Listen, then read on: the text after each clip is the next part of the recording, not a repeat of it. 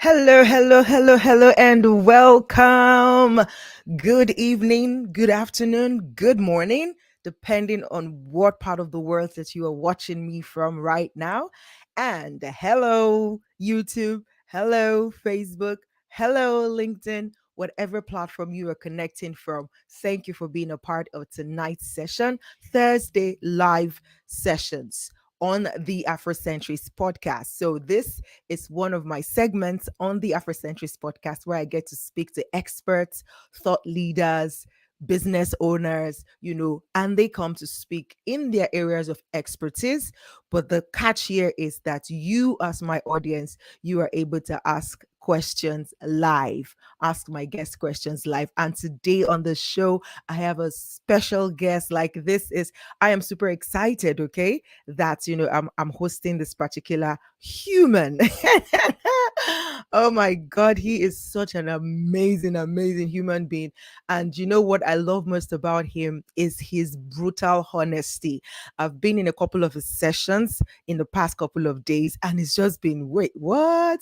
We really need such a person as this, especially in this online space and as startups or as entrepreneurs or as newbies in the business space. So whether you are just starting your business within the first 2 3 years or 5 years or even 10 years, you can always learn something from somebody who has been there, done that.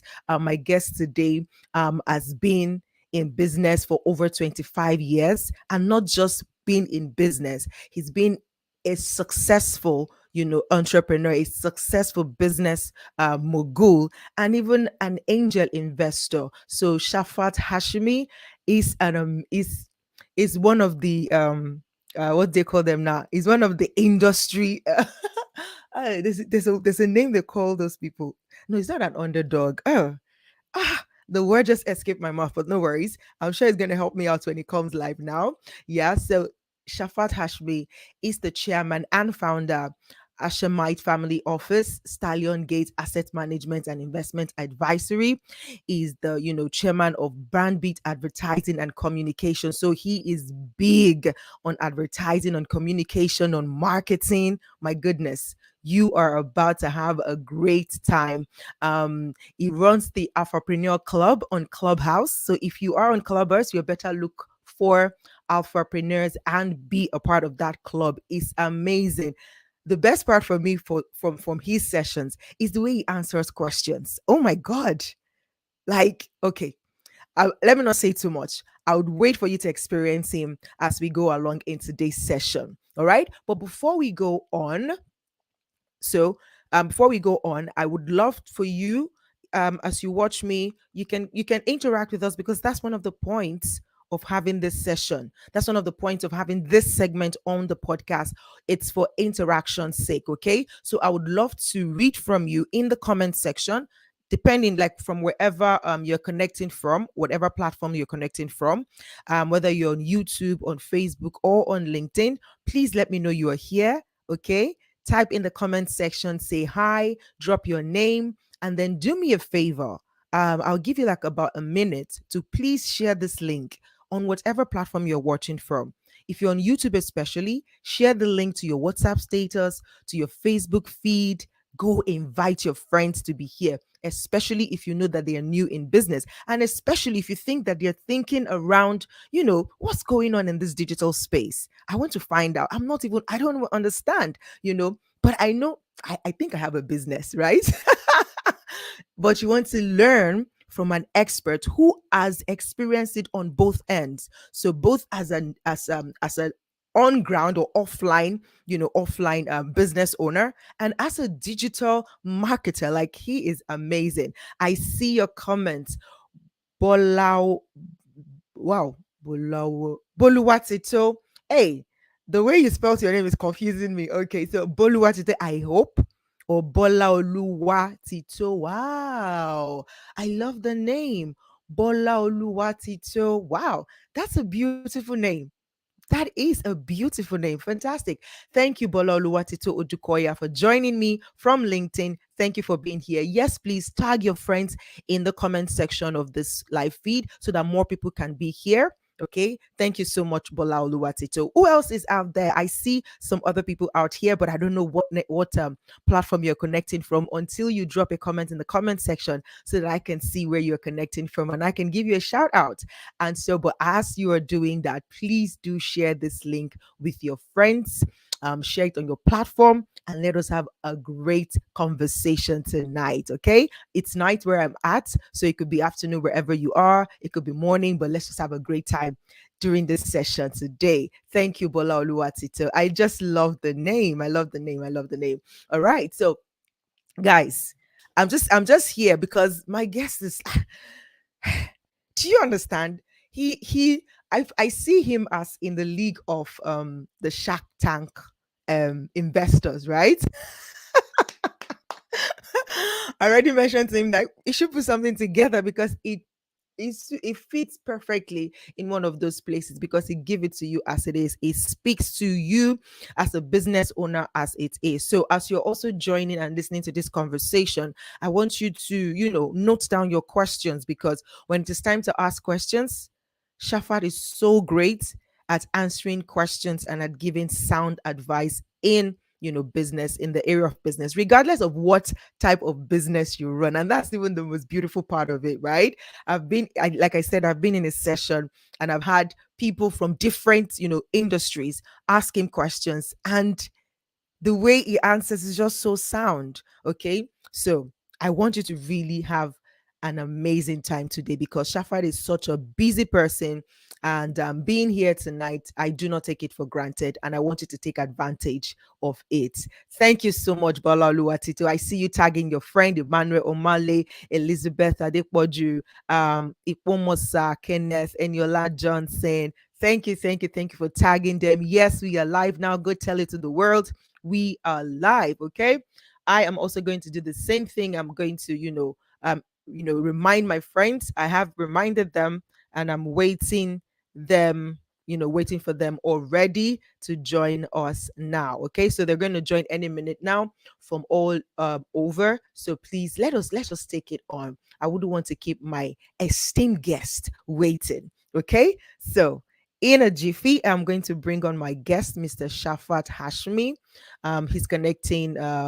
Timothy Kor says, I'm here now. Yay, Timothy, welcome, welcome, welcome. Timothy, please do me a favor and share this link with your friends. Share the YouTube link with your contact. Just invite more people to join us here tonight because we are about to learn. See, and as you're joining this live feed, don't just join to listen, join to learn. And most times you can't just learn by just being here and listening. The faintest pen it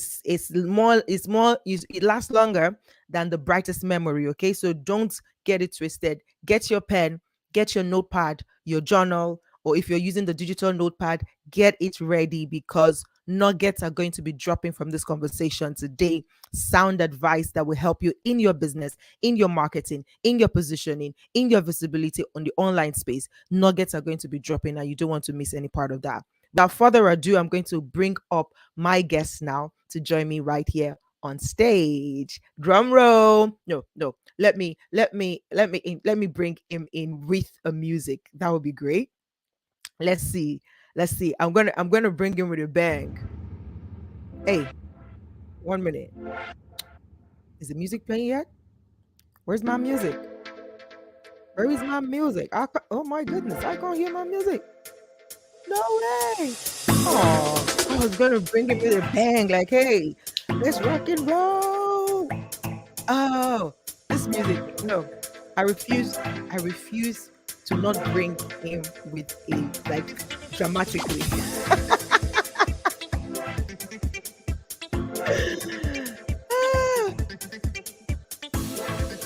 Yeah, I want to bring him in dramatically. Yes, I'm a drama. No, I'm not a drama queen, but like I love to, you know, you know.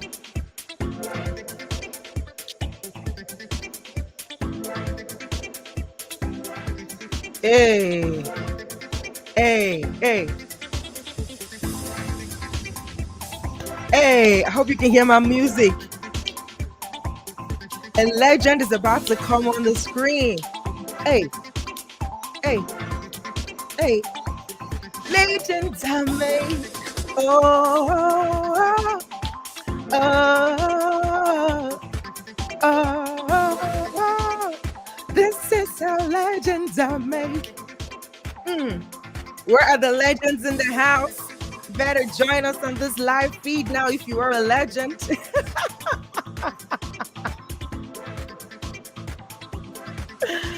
Fantastic. Now let me bring up the legend himself. Hi. Thank you.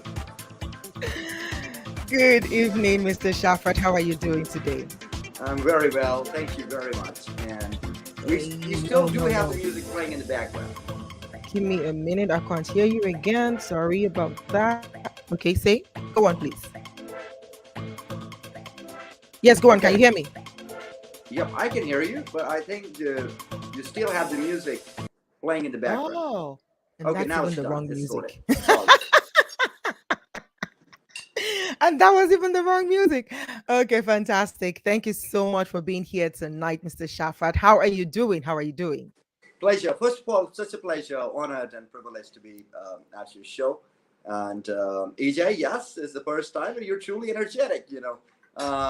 Truly humbled by your kind words, and really looking forward to connecting with your audience, with your fans, and try to resolve whatever it takes from their questions or from an entrepreneurial perspective, business perspective. So, absolutely excited and delighted. Thank you so much. Thank you. I know you are a super busy person, so I do not take it for granted the fact that you are here tonight to share with us from your, years of experience and from your area of expertise as an entrepreneur who has been in this game for years. Okay, so fantastic.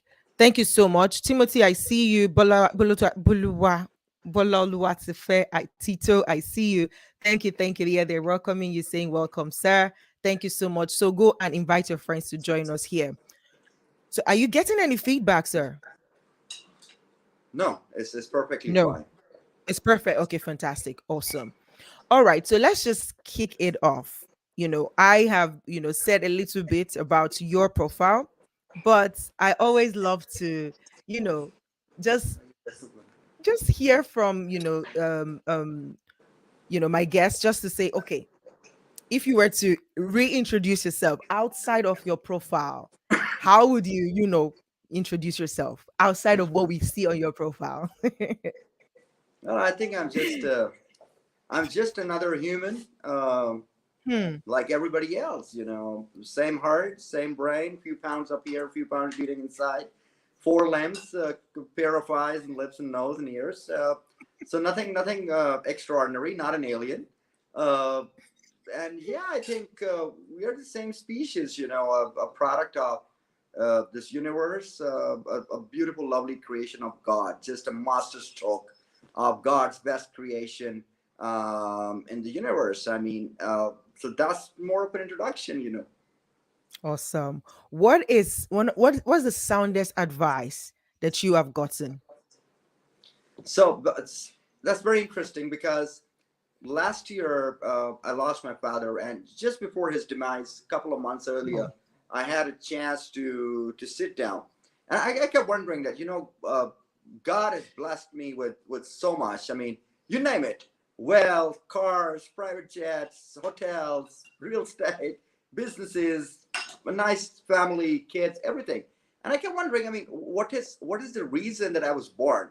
What is the reason that I have been blessed and have gone through my ups and downs of life, and the challenges and all that God's blessed me. I mean, and everybody had answers to it. We were at a family dinner, and my brother had an answer to it. My sister, everybody poured into it and gave me some kind of response. And then my dad said, "Hey, Shafaat, come here and sit next to me." I'm like, "Oh shit, something's gonna come up." And I went to him humbly and I sat down, and he said, "Son, do you know the purpose of your life?" I was like, "Really, I don't." Hmm. I mean, if I look at it, my purpose is not to generate wealth. My purpose is not to be famous. My purpose is not to uh, be influential or be sit in a position of power. None of that is my purpose because none of that is really eternal, you know. And all of that is so on the surface, it's not deep rooted. So my dad said, Shafaat, I'll tell you your purpose. Hmm. And I was all ears. And he said, you're created and sent to this earth to join hearts and never to break them. Oh, wow.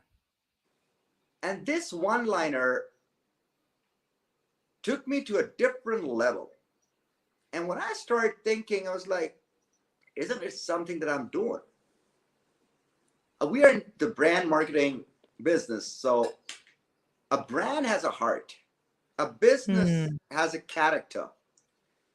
And you have to join that brand, its heartbeat, its resonance, its message with its customers. We sell investments, and the investment instrument, the investment proposal has a heart. And we're joining hearts. We're into crowdfunding, we're into creating boards, we're into bringing investors and entrepreneurs together. We're in the business of bringing like minded people together. We're in the business of creating communities for brands, for our own businesses, the investment cohorts, the entrepreneurial ecosystem, for environment, for climate change, for education, for spiritualism. And I was like, wow. And so, what my dad is telling me, you gotta remain humble no matter what you become, so you never break a heart. And from there on, I actually improvised that thought. And then somebody asked me, somebody as great as yourself, EJ, who came to me and asked me, Shpat, what is it that gets you to wake up in the morning? What is it that you rush for? And I responded by saying that I'm on a mission to to collect as many prayers as I can from this world. That is my mission. Because each one of us, we can continue to pray for ourselves every day. God, give me this. God, give me that. This has happened. That has happened. We're all firefighting. But I think when somebody else prays for you, that really works. So I was like, okay, let's grab prayers. That is deep. Like, that is really deep. God bless your dad but he must have been a fantastic man to bring it all together because you just mentioned that he just passed, right? And unknown to you, like, I feel like, okay, you are not like, with everything that you have become, with everything that you've achieved, at that stage you still felt like, I'm not sure I know my purpose. But then him just bringing it together in that one statement, and it just makes a lot of sense. Like, just don't break hearts. Connect hearts together and don't break them. And that is so powerful. Thank you for sharing that with us. Thank you. Yes, God really works. Absolutely. Thank you guys for joining. Welcome to Thursday live sessions on the Afrocentrist podcast. I'm happy to have you here. As you join, you can chip in where you're joining from. I can see as you put in your comments, I can see what platform you are connecting from. So thank you from YouTube. Feyikemi Olaide, thank you for being here. Please do share this link with your friends so that we have more people here. You can see only I just asked him a trivia question like, what's the best advice you've gotten? And already there is a message for you right there. So you can imagine, what we are in for tonight. Okay. Samson, I see you from Lagos, Nigeria. Thank you for joining us. Please do share this link with your friends, share it on your WhatsApp status, share it on your Facebook page, and everywhere you can share it. Okay. Thank you for joining us. Now, Mr. Shafat, going into the conversation of the day. I remember when we're having our first conversation, and I was just blown away, like, where have you been? Was more like, where have you been all of my life? And then I entered into another of your session, and somebody said the same thing after you shared with her, based on our question in that room about, her a business. And she was like, oh my God, I wish I met you just a couple of days ago because I feel like I've made the wrong investment now, but I'm not sure, but there's still a way you turn that around to say, well, I wouldn't call it a waste. Let's just say it's an investment in your learning. And I was like, wow, who is this dude? So let us dive into the conversation of the day. You are talking about true entrepreneurship. So we're just going to pretend like we know nothing about entrepreneurship and just learn from what you have to share with us. What exactly is true entrepreneurship? Thank you for Ikemi joining from Ogun State, Nigeria. I see you. Thank you so much. Yes, Mr. I think, Shafat. I think, I think, Ija, it's a wonderful question. I usually put entrepreneurship to just to define it. I think there are four quadrants. So on one quadrant, you have what we call being self-employed.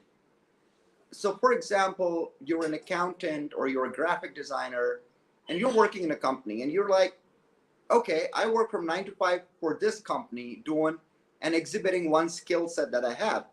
So how about I do it for for multiple other companies, like 4 or 5 different companies. So I'll still work 9 to 5, but instead of, sitting on a seat and employed by one employer, I could rather render the same services to 4 or 5 different clients. Now, that is not entrepreneurship. That is based on your skill set, whatever skill set you have as a graphic designer, as a web developer, as a digital marketeer, as, as an accountant, as a financial consultant, and analytics guy, whatever it is. Basically, you're self-employed. This is not entrepreneurship. The second category, what I say, is professionals. And professionals are those who have a certain skill set, like a surgeon, like a doctor. And not a lot of people have that. So a typical surgeon would hop from one hospital to another, to another, to another. So they would practice their skill on multiple places within a geographic region, outside the geographic region, even digitally. They're not really employed, and they might have their own personal clinic where they practice later in the evening, right? Mhm. Again, that is being a professional. I mean, a professional research worker, a professional chauffeur, or a professional surgeon or doctor. So you are a professional and you are called upon. You're not really running a business. It's not real entrepreneurship, right? Because it is self-centric, skill-centric, and profession-centric. The third category of the quadrant that I'm explaining is business owners. Now, Mm. this is what the mass majority is about. So, for example, you put up a factory of garments or textile, or you have a stitching unit, or you have a design unit, or you have an advertising agency, or you have a barber shop, or you have an e-commerce store for jewelry or cosmetics, or any other services. So, essentially speaking, these are the businesses which already exist, and you just found a gap that, let's say, in Nigeria, we don't have a factory which could do ripped jeans, right? Mhm. So you import the machinery, you put it up there. That's not entrepreneurship. That's a business which is all over the world. And you just brought in some machinery and started the same business. So a woman who says, I'm going to start a salon, a beauty salon for nails or manicure, pedicure, hair salon, makeup, skincare. There are a million salons out there, right? You just put up a salon in a place where there's not other, or there's none other like yours. So you could Mm. have some kind of a branding, experiential, competitive edge, like running a restaurant or a hotel, or even anything in the services industry, like a holistic healthcare center. But that is business ownership. It's not Mm. entrepreneurship. So be it e-commerce stores, and similarly, we now know that there are a lot of coaches and trainers, and every other guy I meet is a coach, of something or the other.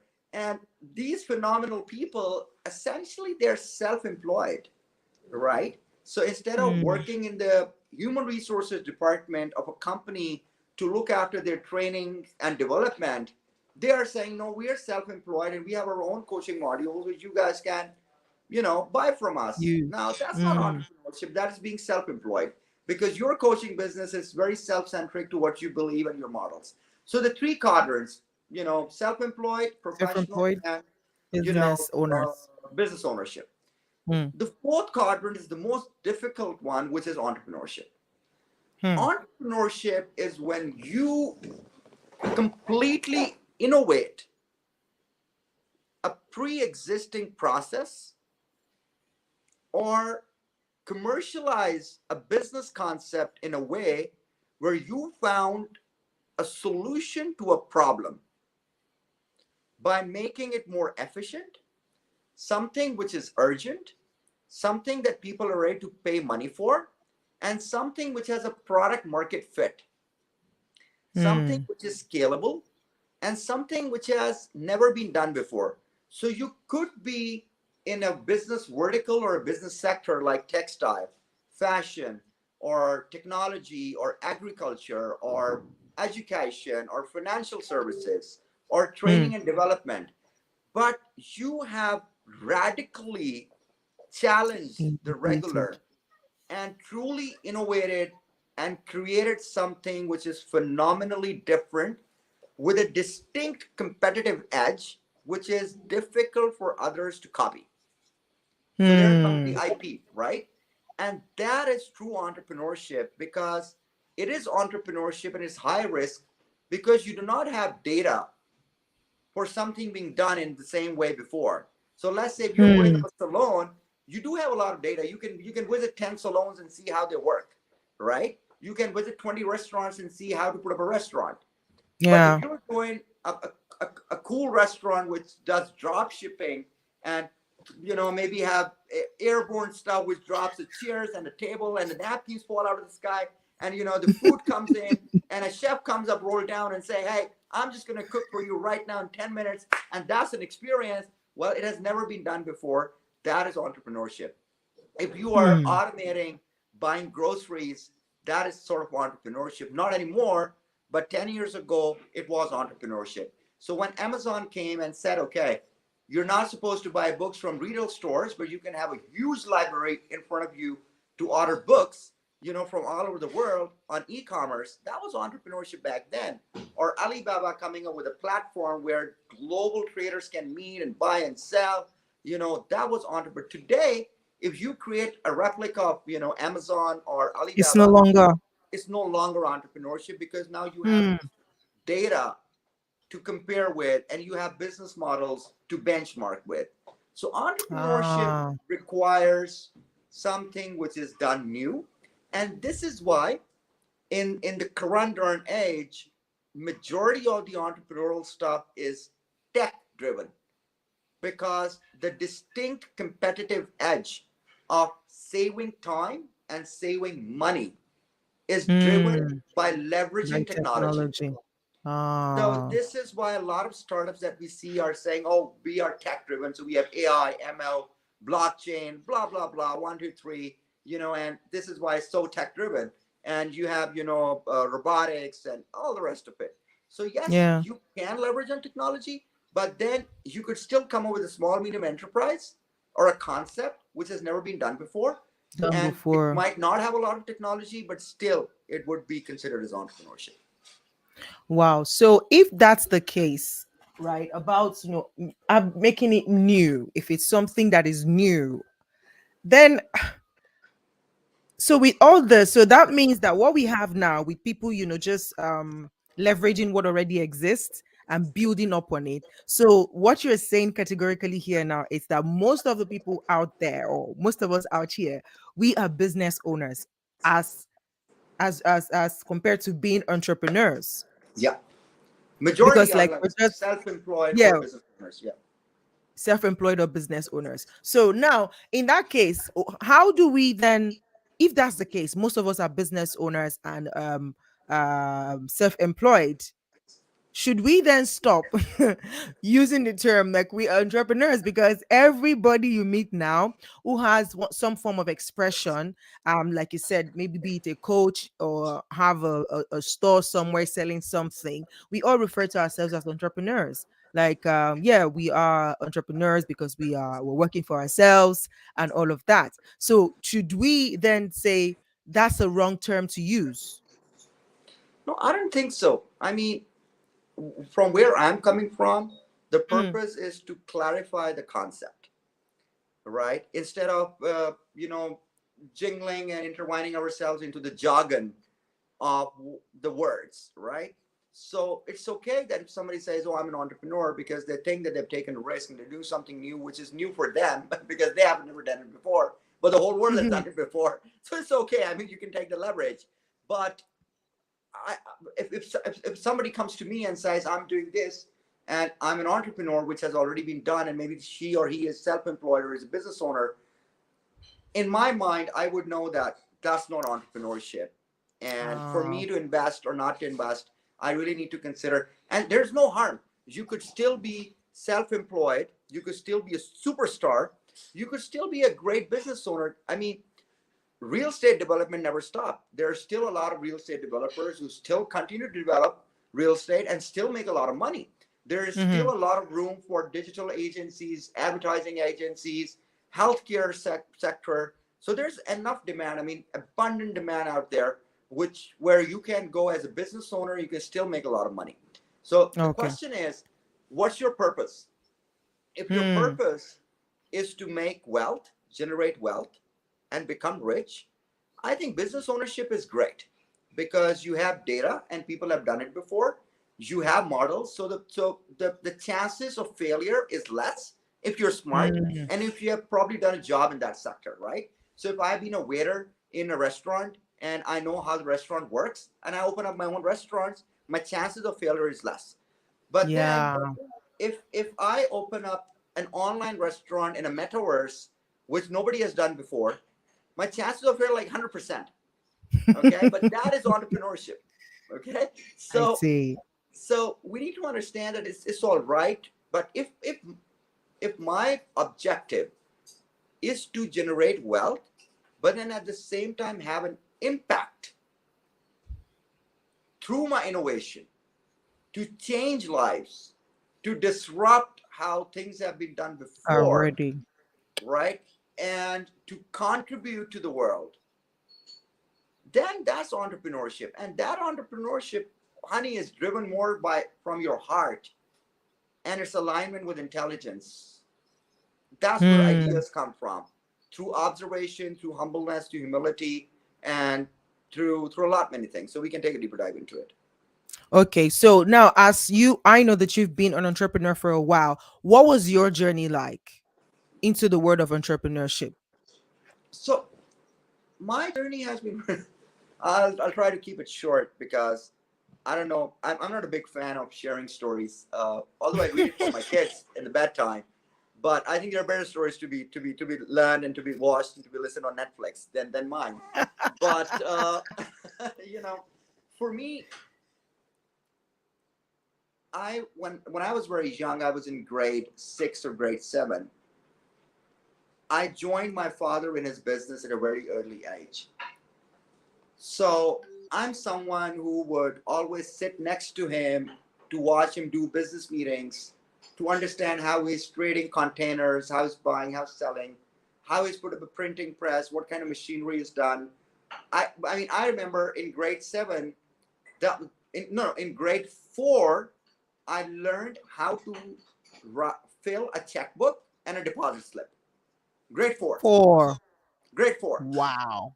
Father taught me that this is a deposit slip. When you put cash or you deposit a check, you check mark this, write this. This is an so I learned those little things at a very early age. Early. So by the time I was in grade 9 or grade 10, I was very much involved with my father in all that he used to do from a business perspective. And I would also sit with a lot of his business friends and community to see what they're doing. Like we invested back then in a towels manufacturing factory. We invested in a paint manufacturing industry. My father was into salt mining and having, salt. And then this iodized salt concept came, and we need to put iodine as in the salt as well. So how to package it, what to do, how to distribute it, how to get it out in retail, how to meet retailers, how to negotiate with wholesalers, and all the rest of it. So when I grew up somewhere in 1998, Pakistan had the nuclear test in 98 as a response to the nuclear test done by India prior to us by a few weeks or few months. And immediately once Pakistan did it, back then we were in the stock market and we were big time in the stock Mm. market. So the Mm. stock market crashed, the dollar Dropped. accounts were seized, FEBCs were seized, and we were like 300x negative, right? Negative, like 3x negative cap. So imagine a young teenager who is driving a beautiful sports car, in a developing country has got almost everything, and suddenly overnight you have to sell off everything to cover up your losses, and you have no idea what's going to happen. So yes, Mm. it's similar to how COVID impacted some businesses. Similarly, that nuclear bomb was a nuclear bomb in our blown up our business, you know. So we were like, okay, what to do next? There were two options. Option number one was to go like a little whining stupid kid and poke your mom and dad. I need money because I have friends and I have to go out dining with them, and I still need to go on a new car to my college, and I still need branded clothes, and I still need to party with them, and blah blah blah, right? Or I still need to buy my Sega or PS, Nintendo and some PS, games. whatever at the time. Okay. The other option was that I go to my dad and I say, Dad, I'm your son and I'm your arm and your shoulder. And I'm going to work with you With you. to get back our lifestyle. So Wow. I'm all in, right? So what I did, I took some furniture from my home, some chairs and some tables. I rented out a very small shop where hardly about 16, 17 people can fit in. So the teachers, my professors who were teaching me during A levels, I partnered with them on a commission basis, and I said, what if I teach business studies, you teach accounting, and you teach economics? So I opened up a little tuition Like academy. tutorial. Oh, Yeah, wow. and I was like, hey, I can't go back to my dad because I smoke a Marlboro Red and it has 200% tax and it's expensive. He's not going to pay for my smokes. He's not going to pay for my party with my friends outside eating five-star dinners. So I had to earn.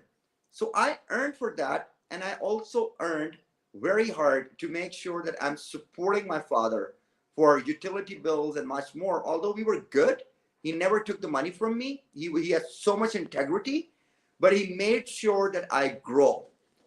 And Mm. then after a couple of years, I reached out to my dad and I said, Dad, if you give me 3.5 million rupees, I'm going to return you 5 million in less than 3 months.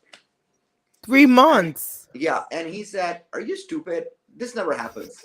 And I'm not trusting you with 3.5 million. I said, hey, Dad, come on. I've got it all worked out.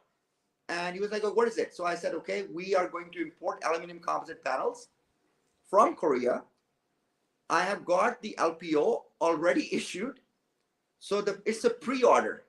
All I need is the finances to make a TT, a transfer of funds. He said, no, I'm not transferring you funds. You get your ass in Korea. I'm like, okay.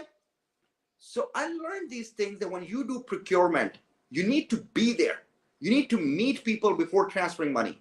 So I took the visa, Mm. went to Korea. I was hardly 18 years of age. And when I landed Korea, everybody looked the same. I'm like, oh shit, who is this guy I'm supposed to meet right at the airport? And I had a printout of his photograph, of Cook Soup Kim. He was the director of marketing of Hyundai Alcomax back then, and he was also CEO of New One Trading. So I had a meeting with him, and he was supposed to, take me around and help me get the right products and sourcing.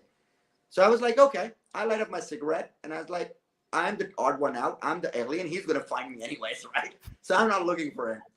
So, anyways, he took me out. We got the order. I got the money transfer. I paid him the money. I got the shipment packed in front of my own eyes. I did the quality check my own self. I worked 18 hours every day during that 1 week in Korea. Got the Hmm. first container in, flew back. I understood how clearance is done. What is a commercial invoice? What is a packing list? What is a DL? What's the bill of lading? What's the airway bill? How do you invoice? How do you pay custom? What is the appraisal? What is the principal appraisal? I knew everything from that one container.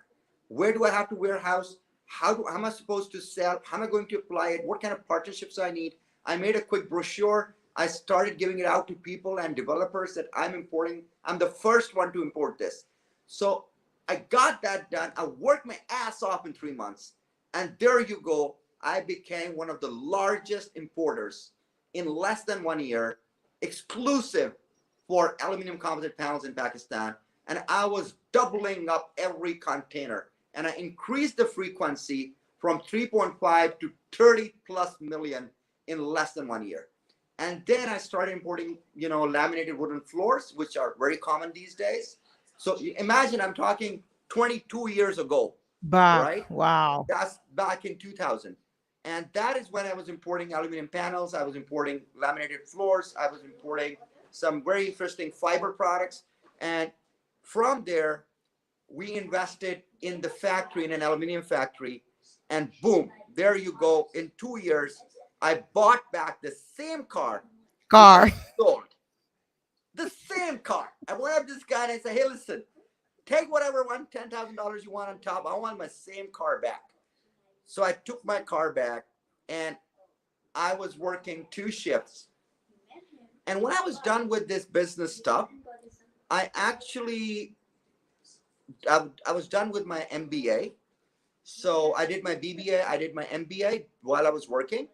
And then I wasn't even graduated, and there were interviews and recruitment happening in my university.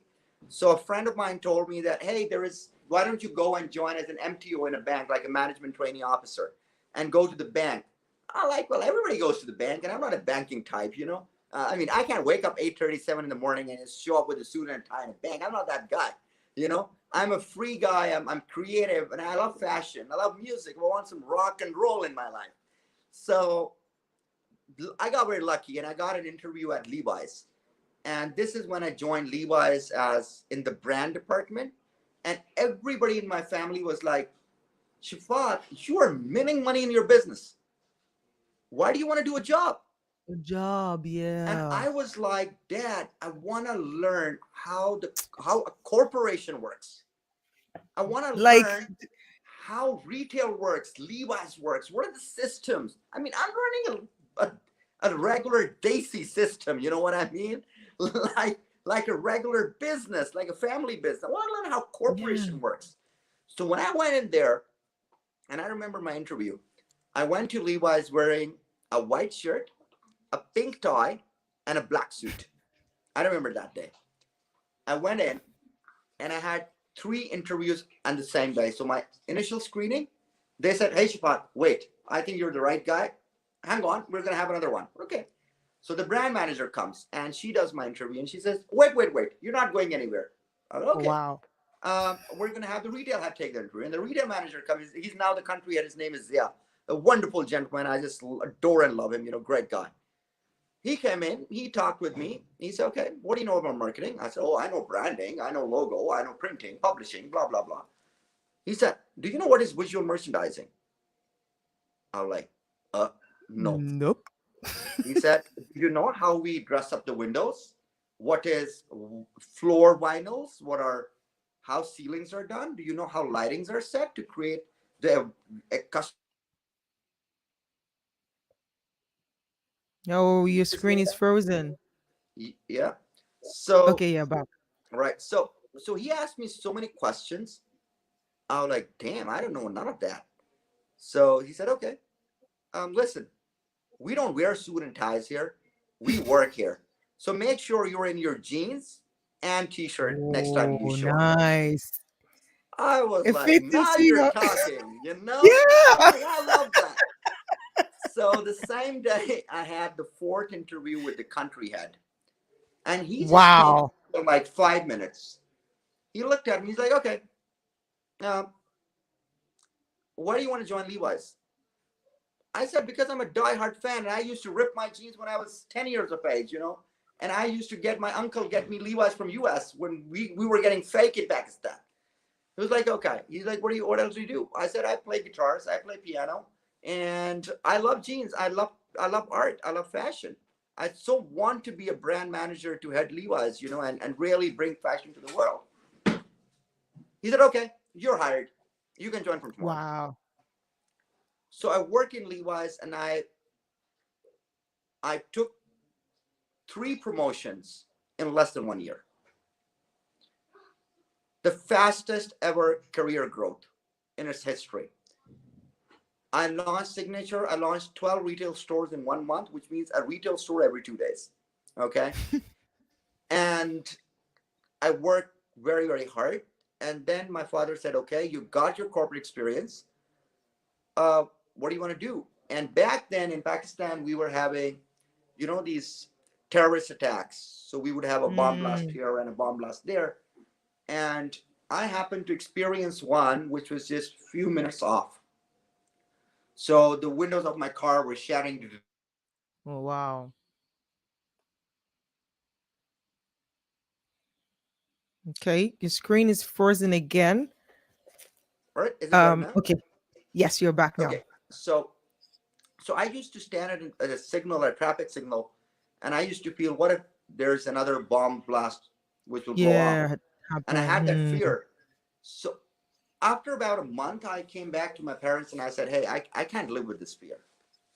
I'm sorry. It's just agitating. I don't even know if I'm going to come back alive home. So I'm not living in this Mm. country anymore. And my dad said, okay, we have ample capital. Take the money, go to Dubai, because we already had business in Dubai. And I told my dad, I said, Dad, I don't want to take your money and throw it in the bin in a market which I do not understand fully. No. Hmm. I know the market, I know there is a business, but when I sit there permanently, the market dynamics, I need to understand the pulse of the market. I need a platform to make my connections first. So I went to Dubai and I found a job. And I did a job for about 3 years as a head of marketing in a private group. I worked in Sheikh Faisal Al Qasmi, His Excellency, he's the Crown Prince of Sharjah. He handpicked me. So I worked in his company in hospitality and advertising and marketing at a group level. I worked in perfumes, cosmetics, and big time in real estate.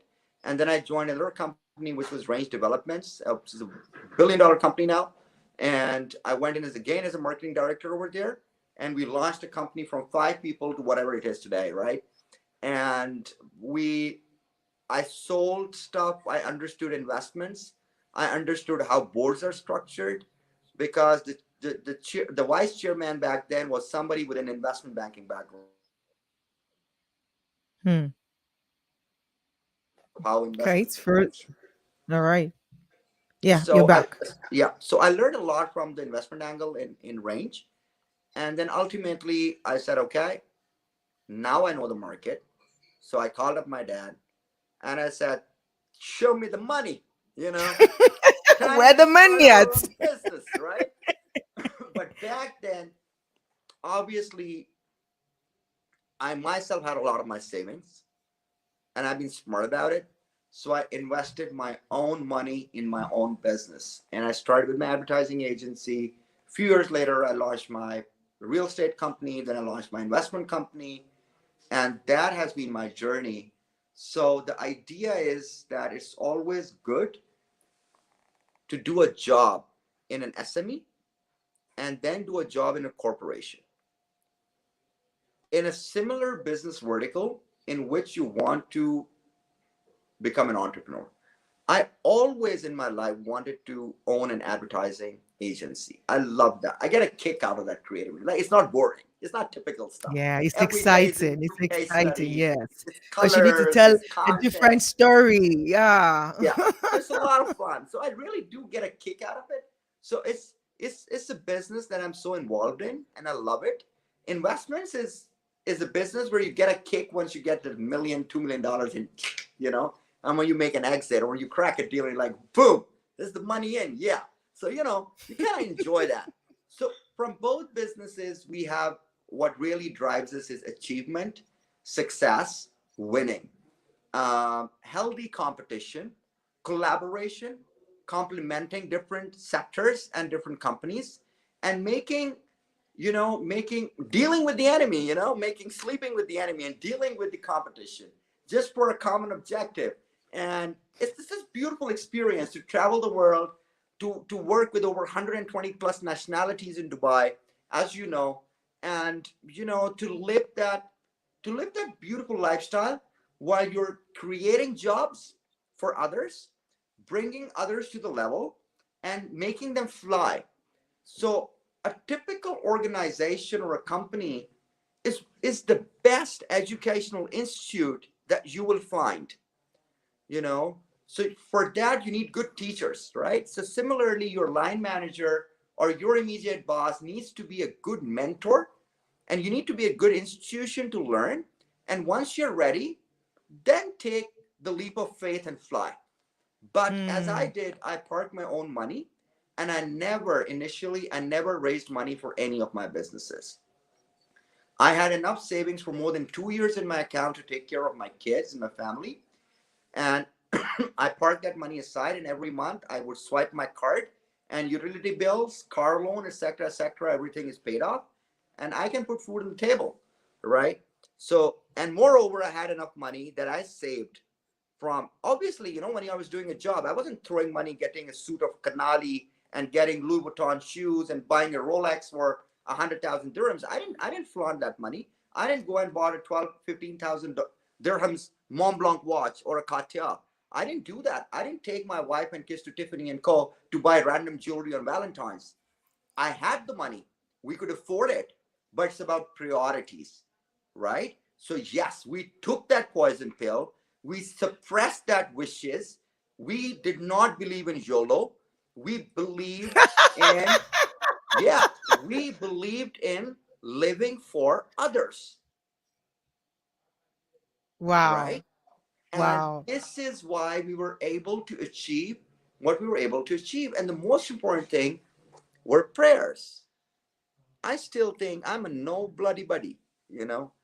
I think it's the prayers of my parents, my siblings, my family, many people who work for us, You and my work, family yeah. in business, and a lot Hmm. of people that I just help as I go and as I walk. You know, I remember every day when I get out of my office and my car, I always keep two things. So I take a pit stop at a fuel station, the EPCO and all the rest of it in Hmm. Dubai. Hmm. So you Hmm. go and you drive and you take a stop at Enoch or EPCO or whatever, right? Or Shell or Total, whatever Hard gas knock. stations you have, right? So I would take a stop at the shop. I'll go in and I'll buy the following. I'll get a Red Bull back then, but now I get a cola. I get a packet of cigarettes, and I get about 6 or 7 water bottles, the 500 ml. And I'll get some candies, some chocolates, some candies.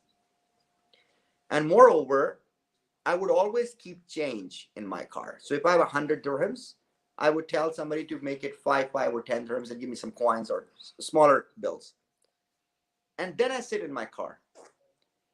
And until the time I reach my office or any other meeting, really, I'm not looking at the buildings or the signboards.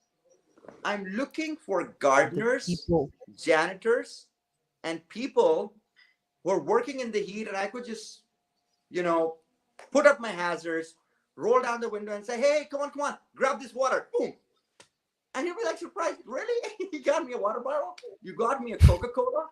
And sometimes I'll just pass by and I'll see some orphan kids or some other kids going to school or coming back, and I'll say, "Hey, come on!" I'll throw in the candies, right? And sometimes I will just see a poor waiter or somebody as a security guard on the parking lot. The parking spaces. There are people who put the money in and they open the gate and get your parking ticket. I'll just give him another extra 10, 20 dirhams. I'll say, listen, today your meal's on me. So similarly, when I go and take my lunch outside, I would always have enough for 2 people. And which means that if I order for one person, actually it is enough for 2 people. Wow. So, like you see, I mean, you said you don't like storytelling, but I love that I asked that question and you just took us through your story. And one thing that I listened to that I, spotted from the story you shared, like starting early is important. It is really important that you start early. And I'm going to ask a question in that regard for people who do not have that exposure or that opportunity to have, people around them lead them in that direction, because I think that made a whole lot of difference for you, the fact that you started early with your father. Another thing that I observed from your story is the fact that you are an experiential learner. And I think that is really important because you were in it. So, like when you said you had to travel to, to Korea to be in it, to know, okay, what is going on the inside, right? So, that is another thing, experiential learning that I picked from your story. And just the third one that you reiterated when you said, in that area of entrepreneurship that you want to go into, or the business you want to go into, try and work in to the two divide SME, so somebody who's just starting, so that you know, okay, all the struggles that they go through, and then work for a corporate where they are all have the structure and everything. And by the time you combine those two experiences, it helps you set up your own, business, your own idea better. And I think that's so very, very fantastic.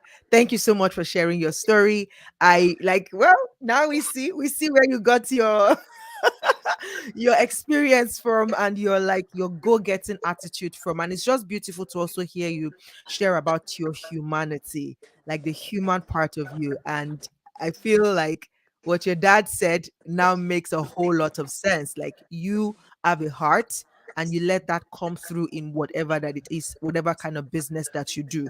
So my question, going back to the first part, where the fact that you started early.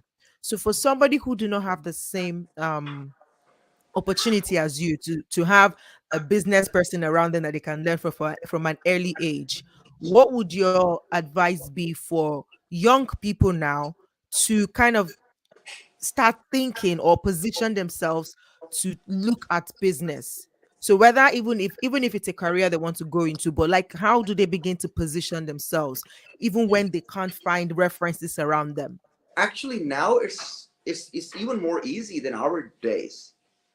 And during our days, we had a timing that, hey, you can use the computer 486 or Amiga 500 for 1 hour because it's gonna heat up, right? So, and we had all those floppy disks. So now it's a different world. I mean, for us to go into business at a young age back then was way more difficult, and there's so many barriers. We don't have that anymore. Everybody's got an iPhone or an Android or whatever. You've got access to internet, and best part is, even if you don't have it, even if you don't have it, even if you're a kid in the slums of Africa or Pakistan or India or Bangladesh, if you're a young guy, a young kid, maybe, 14 years, 15 years old, you can still find so many gigs. You could go to an event management company and tell them, hey, I'm going to help with the floral arrangement, right? Or I'm going to, roll out the red carpet. Or I'm so hot and sexy that I can dress up nice and throw flowers on the VIP guest that comes, and you give me $10 for doing that, right? So I think you have so many opportunities out there that you could do. You can become a photographer. You could start arranging birthday events. You could start facilitating people for finding the most fancy cakes. You could do a baking course, even if you're a 13 years old girl, and you could make those nice, interesting pastries and stuff with Cupcakes. art on it. So, and you could put it up on Facebook and just get it out. I think now you have a lot more opportunities to try out new businesses, work with different people. Remember, look at the education sector. So, be it, especially in the United States, every other student is under student loans. I mean, it's a shitty crap system. I hate it. And it really comes from my heart. If you look at, if somebody needs to become a doctor in Pakistan, it's going to cost him $100,000 in a country like Pakistan just to become a general practitioner doctor. You know, which parent can afford it? And when he Hmm. gets on a job, you know what? How much a doctor gets in Pakistan? $300 a month. Woo! So Whenever. you Whoa. invest, yeah. So you invest $100,000 over 5 years, plus 2 years of house job. That's 7 years of your life wasted, and then all you get is what, $300, $400 a month. What is your ROI on it? So what are the doctors going to do? They're going to take money from the pharmacy companies and take the undercuts, and from the diagnostic companies, to write their medicine and to write a prescription, which is for them. So, and this is why there's, so basically corruption is not at the political level. Corruption really starts Mm. with the educational level. Educational, At the absolutely. educational level, when the teachers are insincere when they're teaching kids and they take it as a profession. I mean, teaching is like nurturing. Teaching is motherhood and fatherhood combined. Teaching is bringing those kids emotionally close to you, understanding them, and then channeling their energies into the right, direction, and giving them a career path while they're in grade 3, grade 4. When they're 10 years old, a 10 years old boy or a girl should literally be set on a career path for the next 15 years of what they're supposed to do. Because after 10 years, you know what the kid is about. Is he an artist? Is he more like techie, engineer, research Yeah. oriented? You find it out, right? So I think as much as we pay for education, it is very important that you do not pay for a job, but you do it for free just to get experience. Say That that is the again. best education. So I think the best Hmm. education is that you're not paying for it, but you go to a business and tell them, hey, can I work at your shop free of cost? I don't want anything. Just take me under your wings. And it's important to target people, target successful people. Don't target stupid, lame people who can talk, right? I hate sitting with people who are discussing politics all day, right? I just don't sit with people who discuss politics. I don't sit with people who are discussing religion for like 3 hours for something they can't do, or people who are discussing climate change or something that has happened to the world for 4 hours, over which they have zero influence. I would Hmm. rather sit with a person who values their time and who are practical and who will say, okay, Shafaat, come on, you want to work? Great. Let's work. Tomorrow, come down, only start giving me printouts and start looking at my emails and just read my emails out to me and look after my social media, just comment some people. I'll be happy to do it for free. Okay. Mentorship. Find find your master. That is the job of any young boy or girl out there. And it is a duty of parents to Hmm. find a master for their kids. For their The kids. problem become Oh, exactly who they are, right? So it's the job of the parents to realize that I have already passed enough good and evil through my genetics to my kids, right? Okay. So I should probably leave it at that and let me pick up my kids and give it to someone for a few years that they can nurture them so they don't have those weaknesses and they do not repeat the same mistakes and they do mistakes not is develop the idea. same attitude which we have, and they don't have the same habits that we have. Not everybody comes from a great culture, right? Yeah, I came from a absolutely. Yeah. culture where my father taught me how to eat a 7 course meal. He told me which spoon to pick first and which fork to pick first and which knife means what, right? My dad told me, I swear, right? And my dad would hit on my hand if I would do it wrong. He's Oh like, hey, pick wow. that up first. And he would tell me, hey, how are you sitting leaning back like this? Sit straight, you know, and do Sit not up. cross your legs. Do not open your legs wide open when you're sitting in front of a woman. He would teach me these things, right? So my God's dad would sake. say, keep standing until a lady is standing. Sits. Do not Wow. sit until she sits. These are value systems. But then when I met a lot of other people in Cambridge, I went to a course and they taught me, when am I supposed to wear a blue shirt or a white shirt? When am I supposed to wear a floral tie, a polka dots, or a striped tie? And when am I supposed to wear a 3-piece or a 2-piece? And when I'm going to go semi-formal? And what is the meaning of round toe and other toes and square toe shoes? And when do I have to Hmm. wear? When do I have to lace it up? And when do I have to wear, loafers or mocations? I learned Wow. non-verbal communication of how to sit and wear and carry myself at certain levels. So learning, ladies and gentlemen, never stops, right? Hmm. Today, a lot of people say, hey, Shapad, you run an investment company, you got long hair, right? Okay. I'm like, yeah, because I also run an advertising agency. And I have had short hair for a while. I'm having long hair because it's winters and it's fun. And when the wind blows on my face and my hair goes out, I enjoy that feeling, you know? So before I get bald, let me enjoy my hair for a bit, guys. What's your problem? So so it's good to be yourself, be your authentic self. It's okay to, for example, keep a nice guitar next to you when you're Oh, working. Have a little piano, do some arts, have some fun. I still play Monopoly with my board kids. members. Oh, board members. Wow. Yeah, Okay. on a board table. So when we are done like 8 o'clock, 9 o'clock with our board meeting, semi-annual meeting or something, I'll actually throw in a Monopoly board and I'll distribute cash. And like, oh, who's gonna become a bank? Let's play some Monopoly. And we're gonna Wow. laugh. We'll play chess. We'll play cards. We will play stuff. So it's good to wind down. It's good to build those personal relationships, and it's good to be yourself and be kind. You know, I'll just land my plane by saying this and just leave it back to you because I'm sure you have a lot of questions the audience might have. Yeah, You absolutely. know, I always say this: whatever you're looking for, start giving it first.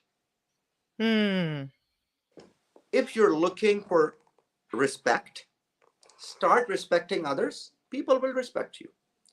If you're looking for your rights, women rights, LGBT rights, those rights, that rights, scarf rights or no scarf rights, whatever. You're looking for your rights, start giving other people their rights. You will get your rights. You don't get your rights by having a By procession enforcing. and damaging public property outside the White House or going on social media. You don't get your rights. Nobody's got their rights through this way, right? You could create awareness and create further chaos in the society, right? But Hmm. that's about it. Yeah. You be the change you For seek. legislations to change, for things to change, you have to fight through legislation. If it's a legal Hmm. problem, go legal, The legal. right? If it's a societal problem, go with the belief and the value system and the The custodians of the legal. culture, with the Hmm. influencer, with the brands. So, whatever you need to receive, if you're looking for money, start sharing money, start giving money. I promise the money will come back. If you Hmm. do not share your money, if you do not, somebody comes to you and says, okay, I'm going to sell this real estate from you, and you tell him, okay, I'm just going to give you 1%. He's not going to sell Hmm. it for you. The moment you Yeah. tell him, okay, I got this project, we do 50-50 on whatever commissions we make. Come on, yalla, let's do it. Let's do it. You know, I love Godfather when he says, I'm going to give you an offer you can't refuse. Hmm. So if you just live by that mantra alone, that every time you open your mouth for an offer, make sure your offer is something that your customer cannot Irresistible. refuse. Hmm. And once you do that, this means that you understand the competitive edge, you understand wow factor, you understand branding, you understand marketing, you understand communications, you understand almost everything. So speak from your heart and start giving. The more you give, the more you receive. Wow. Fantastic. Thank you so much, Shafat. Yes, yes. Buzzing questions in my head, like, oh my God. But let me just, I don't know if you saw this comment, somebody saying learning never stops. EJ, tell him we love his hair from here. Okay, so Uzoma is, connecting from Nigeria and says they love your hair. Thank you, Sama. Thank you, Okay, Uzma. so yeah. So guys, if you have questions, now will be the time. Just type it in the comment section and I'm going to pull it up on the screen and ask Mr. Shafat here. Thank you, Stanley, for being here. Thank you, Utibe. I see you from Calabar, Nigeria. Thank you, Uzoma, where are you connecting from? Are you in Lagos? But I know you're also from Nigeria. Timothy says, I'm watching from Abia State. Thank you. Arashi Abib says, thanks for this. Thank you for being here. Praise Olube Olu Oluebube says, I'm happy to be here. Thanks a lot, Sir Timothy Ikwo, for inviting Oluebube. Thank you, guys. So please start typing your questions now so that Mr. Shafa, he is great. See, just we're talking around business, around entrepreneurship. So whether you are an online business owner or you are an offline business owner, whatever you do online, whatever it is, you can ask your questions around business, and Mr. Shafat is able to answer. You hear the story, you heard where he was coming from, where he is now. He has worked in different segments, different sectors, and he is like, he has powerful experiences and is able to answer your questions. So if you have any questions, right, regarding your business, regarding advertising, regarding marketing, please do type it now in the comment section so that I can ask on your behalf. And this is why we're here, really. If you were to book a session, right, say, I don't even know, Mr. Shafar, do you even do consultation with one-on-one? Do you do one-on-one consultations? So No. this is the So best part. I'm not a coach. exactly. Disclaimer. I'm not a coach. I'm not a trainer, and I'm not a mentor. I can be your brother. I can be your friend. I could be your partner, right? But that's about it. And I'm nobody to guide nobody. I think there's enough guidance out there, and there's enough theory out there. But you're really up to something, and you're practical. Just hop on. We'll go for a drive, and we'll talk on the way. Exactly. So, guys, come in with your questions. Okay, I see some comments. Somebody says powerful. Thank you, Osakede Benjamin. Thank you so much.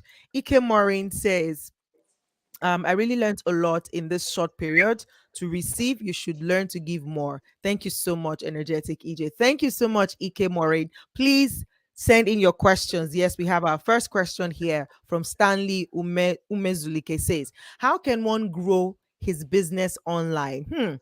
That's a very wide one, but yeah, do you want to take a dive at that? How can one grow his business online? First thing first, a lot of people think I can tell you what not to do Mm-hmm. because what you can do is a lot, right? So I'll just touch upon some basic things. First of all, your business brand and developing a business brand is more important than developing your personal brand, okay? Because Mm, essentially, until unless you're a coach or you're a consultant or you're a photographer or you are a graphic designer or a web developer, so until unless you're self-employed and your services that you offer are only you centric, then it's okay. You can develop a personal brand and tell that this is my CV, this is my personal website. I do this. I've written so many books. Blah blah blah blah blah. And I am a coach who talks. Right? So that's a different thing. But then, if you are into, let's say, an e-commerce business and you're selling products, or you're creating a portal, or you're creating an education stuff, or going for Amazon with your own brand, develop a strong solid brand which has brand values and also has a strong value proposition. So to develop an online brand, a great way is to develop a community first. mm, So whatever is your close circle or your target market, try to create those topics which are built around your brand. So I'll give you an example.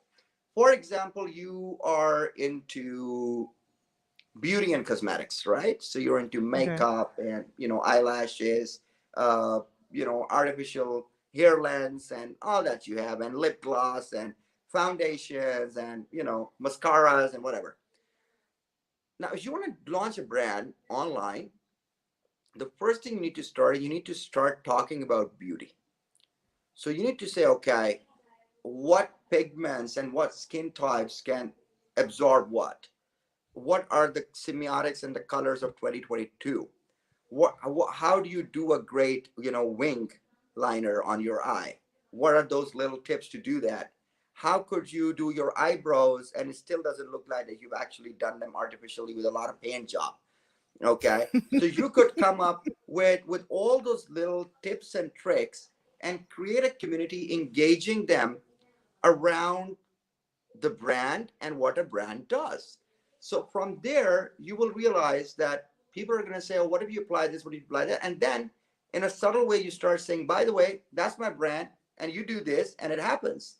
So you put the brand in. What happens is that from customers, you start focusing on creating not brand ambassadors, but brand advocates. Mm, So once you achieve brand advocacy online, you won't be paying for influencers, because there are people who are going to say that, guys, I love their product. It's a nice product. And moreover, whenever you're launching a brand online, organic growth, yes, you can get, but nobody has the time to park $20,000 or $100,000 or $1 million of inventory sitting in their home or warehouse for 12 months. They're going to expire. So what you need to do, that the moment you've got the inventory in, you need to get it out. Mm. This is your target. So your only target is sales, sales, sales. But once you go on community driven approach, and the softer approach of organic stuff, what will happen is that you won't be able to flush out your inventory quickly.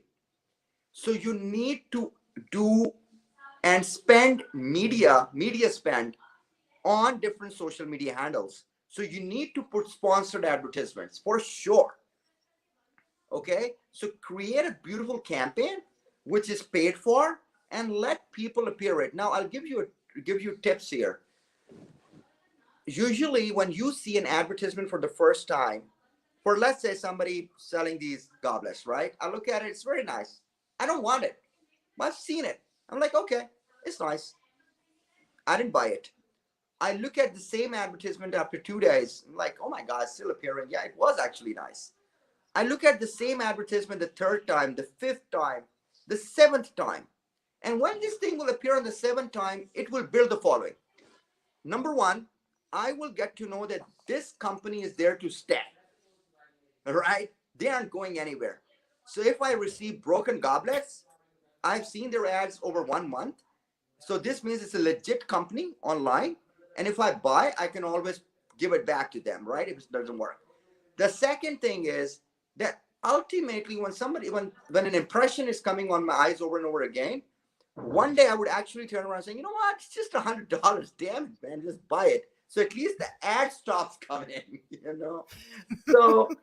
So then you might just engage, and you will have the lead gen. So what I'm trying to say is that, Stanley, patience is the king. You have to be patient. You don't have to go and say, I just launched a brand and I've got leads coming in and I'm having low customer acquisition or a higher customer acquisition cost. You need to plan it for 3 to 6 months minimum. So make sure that Mm. you are pressing hard over those 6 months and the impressions. And meanwhile, you need to optimize your marketing campaign. So social media marketing optimization is important. The third thing is you have certain data points and analytics, so you can deploy certain softwares which can tell you a lot in detail that which content people got engaged more with and which content people didn't get engaged with, what images people got engaged with, which ad sets performed better and which didn't perform better. So when you have those analytics and that data for about 1 or 2 or 3 months, then you will be able to better plan and reduce your spillover cost, which is the wasted cost on social media spend, and it reduce your customer acquisition cost, and also you have a higher lead gen. So try that out. The second thing, when you start an online business, remember, online business will get you retail sales, like 1 unit, 2 units, max, right? So you have a lot of work. The amount of work it takes to serve one customer ordering one product, it is approximately the same amount of work or same steps if you have to ship 1,000 products to a distributor. Okay. Mm. So as much as somebody might look that you're very successful online, remember you have to be successful from a commercial perspective. So if you are manufacturing these things, reach out to brick and mortar retail. Tell them, hey, I have this brand. How many units would you order? What's the volume you can get? Go to different exhibition and events globally or within Africa, and tell them, I do this. I'm here. Do you want to order 200 boxes, 200 dozen, 500 dozen? Let's make a deal. I'll ship you a container. So people, actually, you make money when you do bulk deals, volume deals, Mm. low Mm. profit, high volume. Now, what do you achieve with high volume? I'll tell you.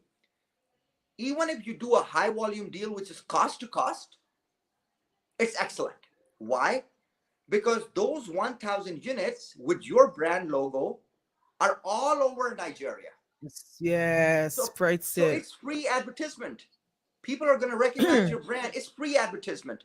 So even if it's cost to cost, throw that inventory out so people get recognized with your brand. The more people get recognized, the better it is.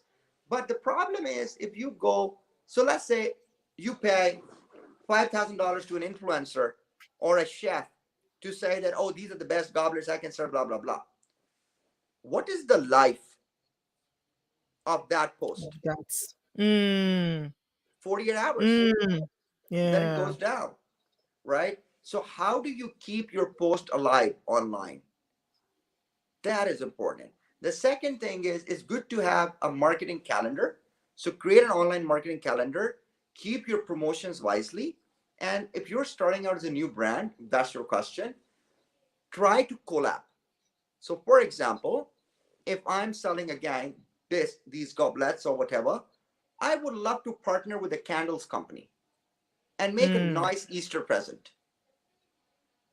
Now, the candle company, which is a big brand, let's say Body Shop, right? So I say to Body Shop that, hey, Body Shop, I'm going to give you a free goblet for two on Valentine's Day with everybody who purchases this. And that is a better thing because you're a new awareness. brand and you are just leveraging and piggybacking on a much On a highly positioned brand. brand. Mm, So that's a great way to start. Uh, so influencers is one, but try to go in places where you have longevity of your brand uh, awareness and appearance. You have more mm. eyeballs there, right? And it stays there for a while. So when people tell me that, oh, I want to launch an online brand, which means that I'm not going to print any flyers, I tell them that's That's a wrong. mistake. That's a mistake. Hmm. So it's good to have flyers. It's good to be online, but you need to understand the matrix and how to create an online brand Merge together. it. You need Hmm. to merge it. You need to have small sachets or sampling for your beauty products. You need to go to salons and say, hey, listen, are you waiting in your car because your friend is in the salon or your mom is there? And the girl says, yeah. Say, hey, listen, come on, pop up, sit on the boot. I'm going to do makeup with my, Stanley Cosmetics. And there's a quick artist. Stanley just reshaped her and says, there you go. That experience, she's going to love it. She's going to share it with at least 10 people. And that People. is how you Hmm. build a brand. So, Wow. there are ways you need to do brand activation, you need to do retail activation, and you need to have people touch and feel your brand. So, community building is great and community does work. But again, community, ladies and gentlemen, is always small, right? So if I build a community, it will be how much? 1,000 people, 10,000 people on a group, 20,000 people on a group. You won't become YSL. You won't become Christian Dior. You won't become Cartier. From a community, you cannot become that, right?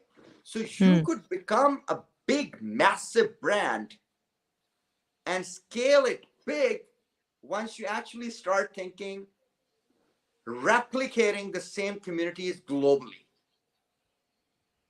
Or in other words, when you start thinking outside the community. Hmm.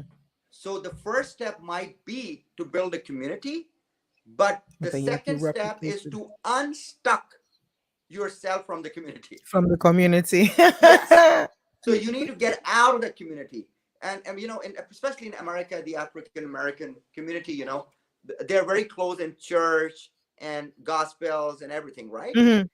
The Hmm. reason why that church can never renovate themselves in 40 years is because it's always the same people showing up every Sunday. People. It's the same community. The community never went big. They never went out of that community. So the same priest, the same pastor is going to come and say, oh, I just, I'm still waiting that somebody gives me $100 to fix this. And hey, everybody, nobody has $100. The same people sitting again. So same is true with brands and same is true with businesses. So yes, build a Yeah. community, find out as many customer advocates as you can get, and then get out of the community and make a bigger one. Wow, fantastic. Like I like let me scroll Stanley's. So Stanley was taking the notes as you were talking. You mentioned about the community and gain massive brands. And you talk about high volumes when you're dealing more high volume rather than focusing on units.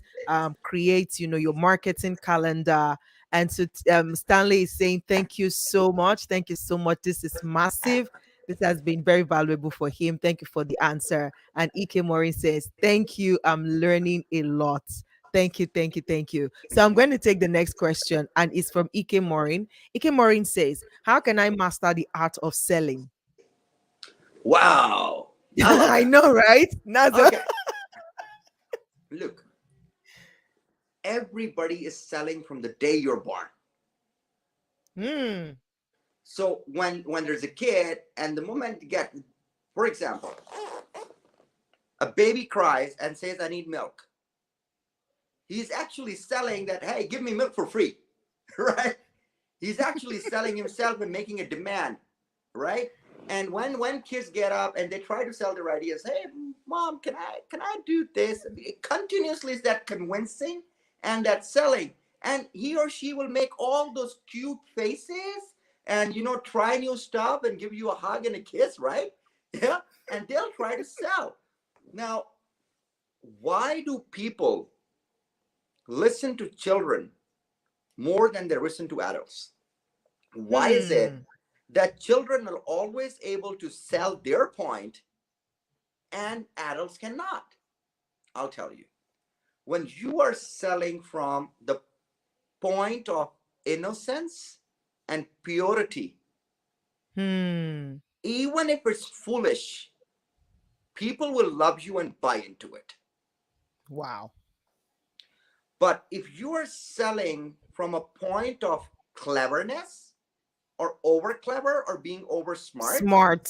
Hmm. and you have a bad intention there, those wives will come out no matter what, right?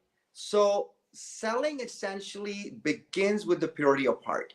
Second Hmm. thing, selling is more about listening than talking. And when I elaborate on listening, it is less about listening and more about understanding. So you don't have to pick up words during a conversation. You have to pick up why somebody's saying what they're saying. It's not about what they're saying, it's about why did she say this or why did he say this.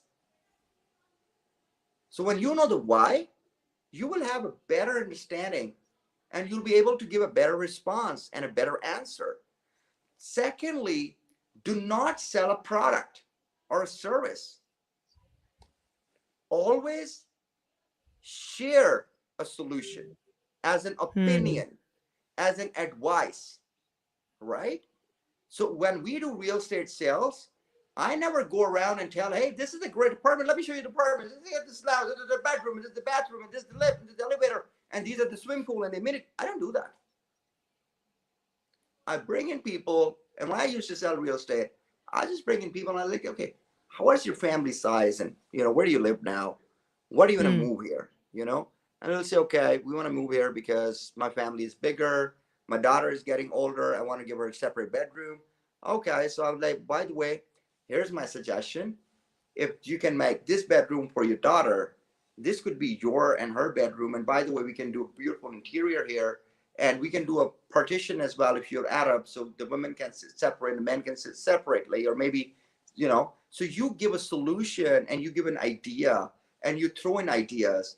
And then once they're somehow convinced to it and they're nodding their heads that, okay, yeah, that sounds good, but it sounds a little too steep.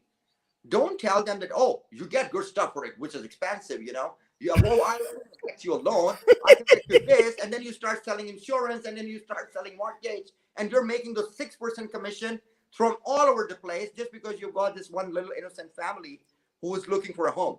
So what you do, you tell them, okay, if this is expensive, let me help you find something which is in your budget, Hmm. right? So if you have a moment, I'll take you next time on something which is within your budget, and then you'll have a choice to make. right? So when you show them something which is cheap, which is not good, compared to something which is good and nice, so they're going to say, yeah, my heart is there, but my pocket is there. But my pocket. Right? So then you tell them that, okay, if your heart is really there, it is not a purchase you're going to do every day, right? You buy a home once. So in that case, let's take the poison pill for the next 7 years and let me Let's help have you a find the plan. best mortgage. And you help them find, but if the customer has a pre-existing relationship and he can get mortgage at a better price, be open. Tell them, cool, you've done half of my homework. I'll just work with your guy and just get the documentation done. So facilitation, service is what matters. Uh, look, every business in the world is a people to people business. Hmm. Every business, and I say it on my wall in my office, that we are a people's company. So Brandbeat advertising, we have this thing, we say that we are a people's company. So when you're dealing with people, what do people want? Love and respect. That's all. Hmm. Nobody wants anything else. Love and respect. That's all. If you give them these two things through love, you can win anyone's heart and you can win anything. Through love, you can tame the entire universe. A cat or a dog doesn't even speak your language. You can tame them through love, Absolutely. right? So Hmm. you can win anyone's heart, and that dog becomes so loyal to you because of love. That is the art of selling. So when you love the person you meet and you empathize with them and you do it with a pure heart, you build a relationship first, you will sell. And it's not important Absolutely. that every second person that you meet or that you shake hand with is Must supposed to buy. buy something from you. You know, sometimes people buy from you 10 years later, 7 years True. later. It has happened Yeah. to so many times. I met somebody in Saudi like 6 years ago, and out of nowhere he calls me up and he says, Shafaat, I want to buy this in Dubai. I'm like, yeah, really? He's like, yeah, I remember you because you keep sending me all these Mubarak messages and you send Hmm. chocolates for my family and stuff. I'm like, okay, cool, let's buy. Sometimes you just keep the relationship because you never know. Relationship. So that is the art of selling. Again, when you're selling, this is a hadith of Rasulullah Sallallahu Alaihi Wasallam, the Prophet Muhammad, peace be upon him. It's his saying. So he said that when you are selling a product, right, share what is good about it first, and then share, if asked, what is What is wrong with bad? it. Because the only way you can sell, what is selling? It's the transaction of credibility,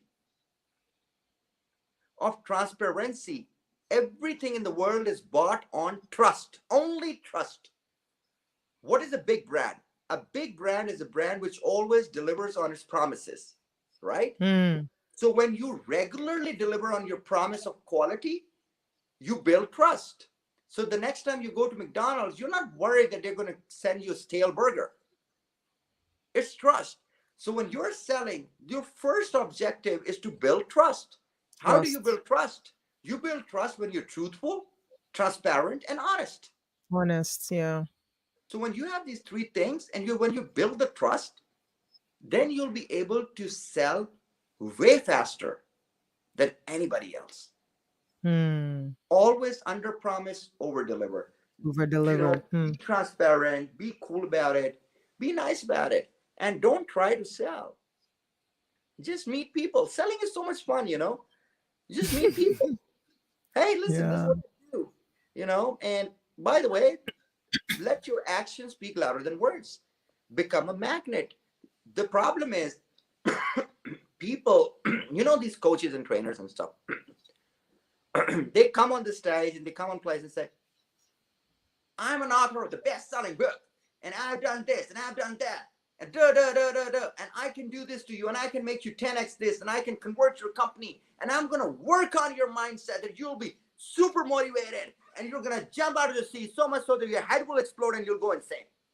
And this happens in real world. The reality is, and same is true for religious speakers too. Wallahi, you're not a Muslim, astaghfirullah, haram. This will happen, you will burn in hell.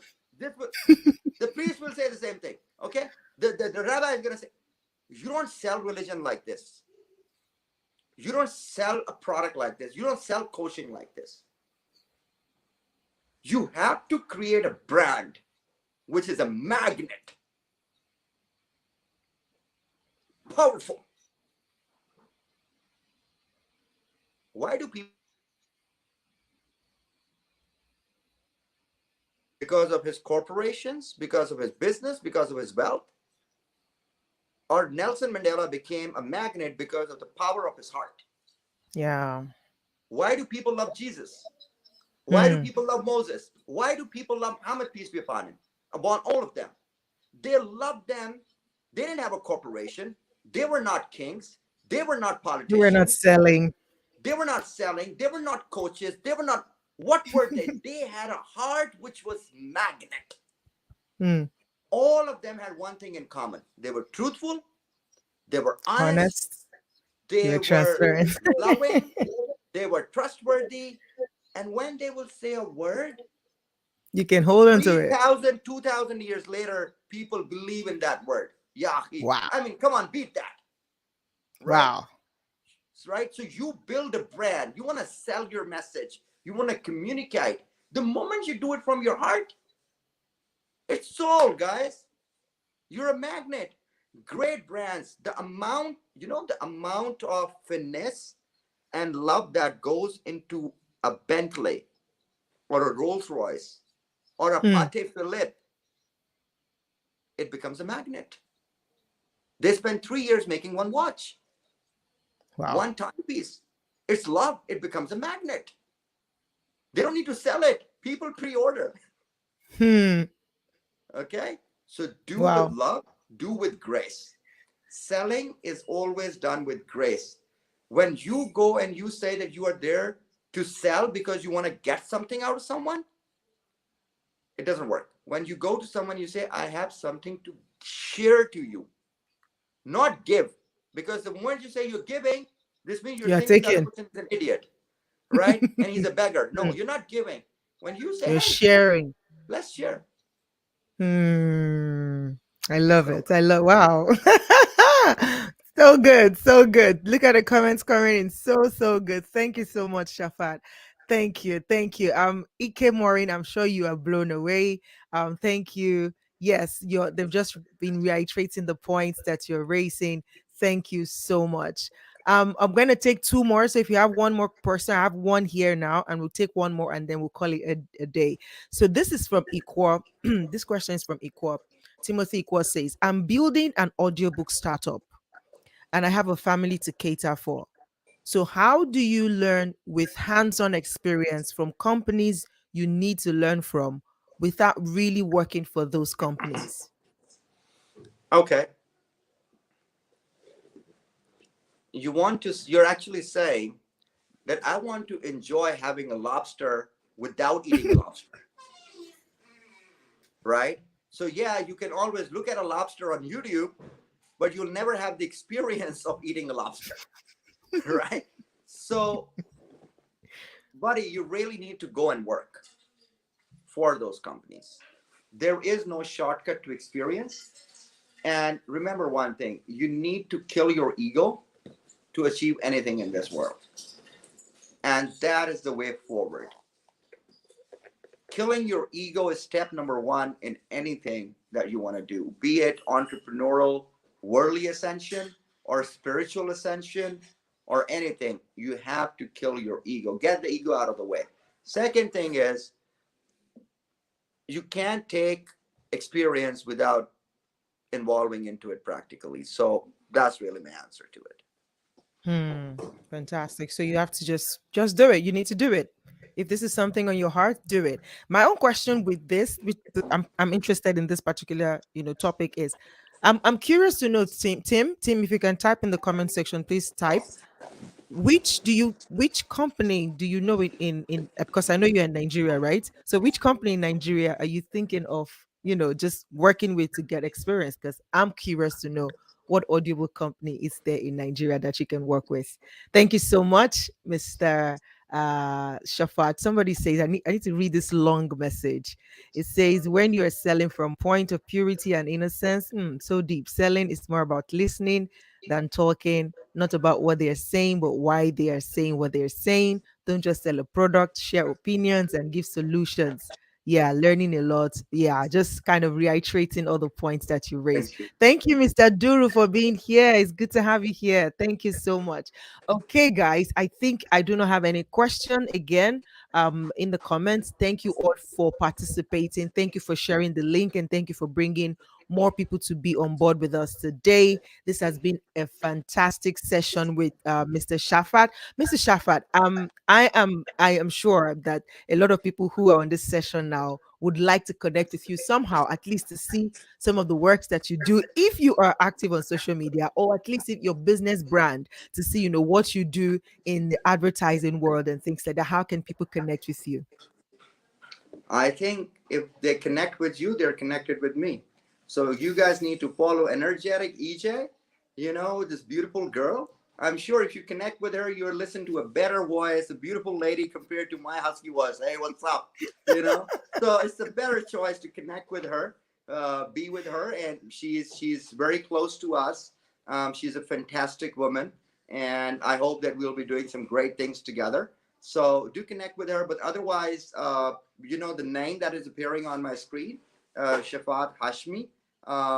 Actually, it is without an I, so it's Hashmi. So just pop in, and you could just search for me, and I'm pretty much all over the place in a good way. But if you find something funny and silly, just laugh at it. Don't judge me. Yes, so Mrs. Shafat has a club on Clubhouse. So if you are here and you're on Clubhouse, my goodness, that's this one place that you can really, really connect with Mr. Shafat. And not just because you can connect with him alone, he's the caliber of people in that club is just amazing. Seriously, the caliber of people in the club. Mwah. So if you want to connect with great people from all over the world now, you see, because he is a global citizen. I am a global citizen too, right? So yeah. So if you want to connect with more people, angel investors, entrepreneurs that have been in the business for so long, masters in their field, experts, then you should connect to his um uh um, um Clubhouse. Connect to him on Clubhouse. But this, I've just typed in his Instagram link in the comments, so you can click on that and follow him on Instagram and stay connected to him. It doesn't do much of his branding over there, but he is like, he himself, he's a brand. Okay, so you want to learn, some subtle ways to show up as a brand, as a conscious person, then you want to follow Mr. Shafat on his personal Instagram handle. But then look for the what's the forgotten the name of the this thing now. you The know, club on Clubhouse. you I know think that's what I would recommend is, really, instead of following me or following people, just follow what good you have learned and what good have you heard. Uh, that is more important to follow. Uh, the problem is when we make people ideals, at a later stage they become idols. And when hmm, they become idols, they become a point of conflict. So I'm always of a stronger belief that do not follow people, but follow and believe in their goodness, in their vision, in their missions. Adopt the good things, let go of the bad things, do not bad judge ones. someone, be kind to each other, help each other, give a true opinion. And hey, don't be jealous. It's fine. It's just cool. You got what you got, they got what they got. You don't know what's anybody's journey. So never pray that God make me like Jeff Bezos or Mark Zuckerberg. Don't pray for that. Don't pray that you want to be the next Donald Trump. Don't pray for that, guys. Pray that may God shine your own fingerprint, your own true self, and may God help you manifest that in the most beautiful way. None of us are perfect. I haven't. If a lot of you think that maybe this guy is sitting on the top of the world, I'm actually sitting on the top of my failures. I'm Hmm. standing on the apex of a lot of failures. The only difference is that I did make a lot of mistakes, but I never repeated the same mistake, right? So Hmm. repeating the same mistake is foolishness, and just trying out a new mistake is a learning. So it's just fine. The sky won't fall, guys. If you lose something, if you can add emotion to your brand, but do not be emotionally attached to your brand or your company. Oh. Okay, be emotionally attached to great concepts, to great quotations, to great belief systems, not to people. You want to be emotionally attached to something? Be emotionally attached in the belief of the oneness of God. Be emotionally attached to the message of Jesus and the messengers.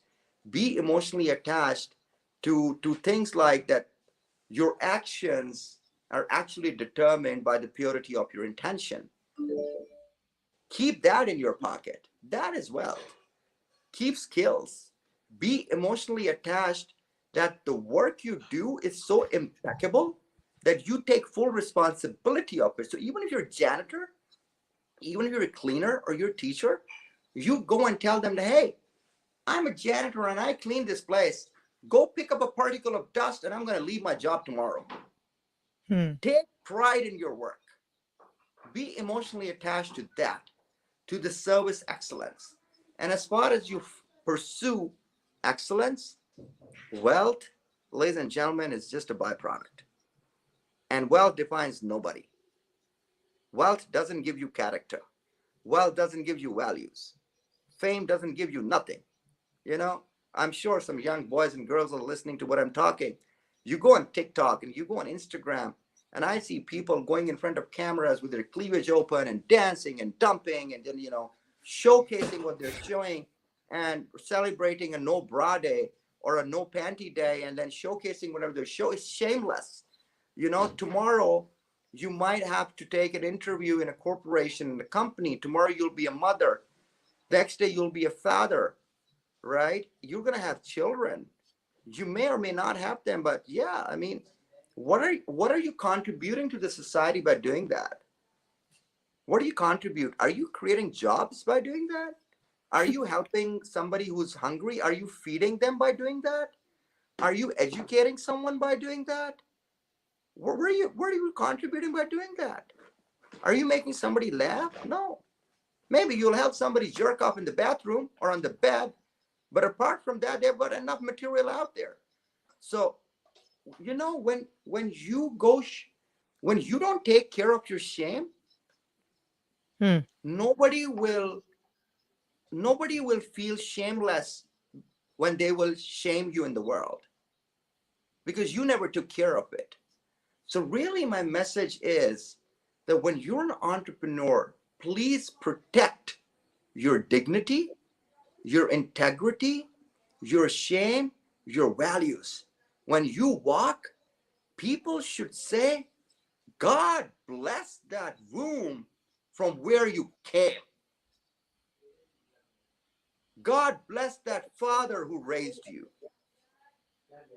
And when you die, people should say, blessed was the day when he was born, and blessed is the day when he died. Somebody asked me, I'm going to really close down on this. Somebody asked me at a very high level interview in a huge gathering, a few years ago. And they said, Shafaat, what is your objective? What is the legacy you want to leave behind? And I said, I don't want to leave behind no legacy. Hmm. I have one mission. that when I am raised again and I'm standing in front of my Lord, in front of my God, and God looks at me and he says, I am proud of my creation. That's all. I want nothing. I want to make him proud that he created me as a human who was better than the angels, who was better than the genies, who was better than any other creation he created in the universe. And that he's proud and he is happy to have created me as Shafaat Hashmi, who contributed, who was kind, who was compassionate, who helped people, who threw his ego, who surrendered to my message, who loved everybody without discrimination. And he just kept giving and giving and giving in a smart way. And he fulfilled his responsibilities towards my creation, towards me, towards the society, towards the environment, towards the universe, the plants, the animals. He just did his job well. Hey, well done, Shafaat. I don't care about heaven or hell. I care that my God just loves me and embraces me and kisses me and says, oh, Shafaat, I love you, man. Oh, you're so awesome. Oh my goodness, this is That's so all I good. want. Really. All I want is to go and meet my great grandfathers and my father and mother and my brother and sister and you guys, all of you.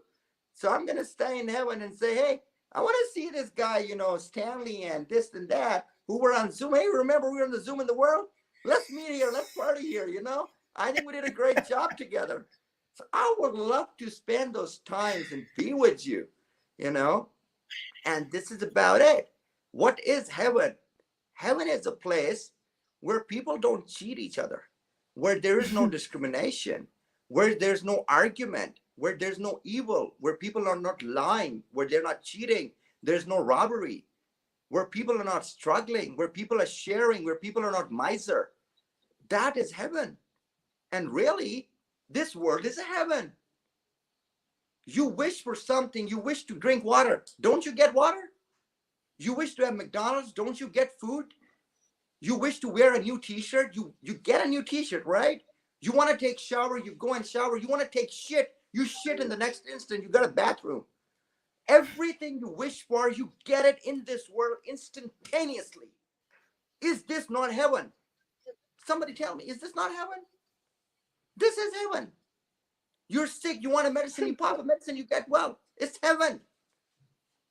We make it hell. So you know what? No point pointing fingers on someone. Just be good. Just be kind. Forget about this self-love and drama. Self-love creates selfishness. There's anything you want to love everybody, guys. That is self-love. If loving someone makes you feel loved and empowered, that is self-love. It doesn't start from the inside. It starts from outside. Start from giving first and receiving later. And even once you receive, become a vessel and give it back. When you clog your arteries from blood flow and circulation, you'll have blood pressure. You will die. So keep it circulating. Whatever you're receiving, keep giving. Let the circulation flow. It is not the contraction and the expansion of the heart which matters. It's not the heartbeat which matters. It is the circulation which matters. Circulation of blood. That's what you told me. And I think this is what the world and love is all about. So guys, with this, I'm going to sign off. And thank you, Ejai, for your love, compassion, Wow. respect, and honor. Thank you. Thank you so much. Thank you so much, Shafat. Like, it's been an amazing evening with you guys online. Thank you for joining the session tonight. Thank you for engaging. Thank you for those of you who shared the link with your community for bringing them in. Thank you for the comments. Thank you for the question. And thank you so much for being here.